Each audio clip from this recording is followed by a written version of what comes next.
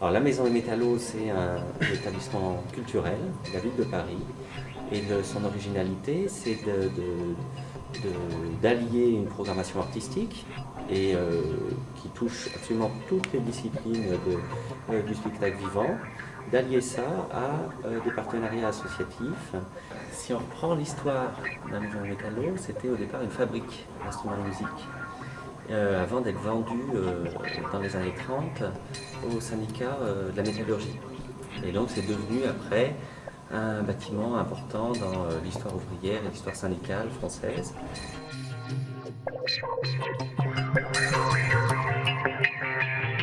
On fonctionne avec des artistes associés à la maison qui ont été choisis dès le début du projet. Sur la musique, on a développé deux axes. Un premier axe qui est le travail de Claire Hébéré-Howard, qui travaille avec une centaine d'amateurs qui ont formé les chœurs et l'orchestre de la Maison des Métallos. Et à côté de ça, il y a un axe qui s'appelle Bruit de fond, qui a démarré en mars.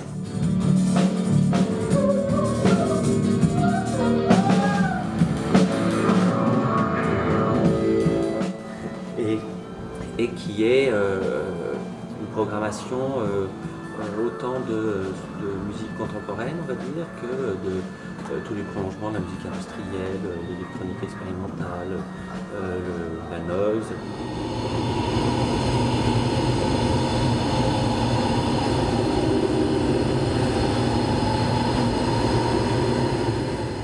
On est vraiment sur l'accompagnement long des projets, c'est-à-dire en général 3 ans, en donnant les moyens techniques, humains, de montage, d'une scénographie, d'accompagnement sur des projets.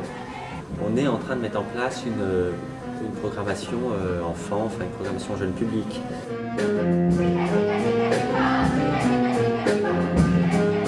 Et là, on lance à la fois des spectacles jeune public, du théâtre, de la musique, c'est-à-dire des actions de sensibilisation aux pratiques artistiques et à toutes les formes d'art.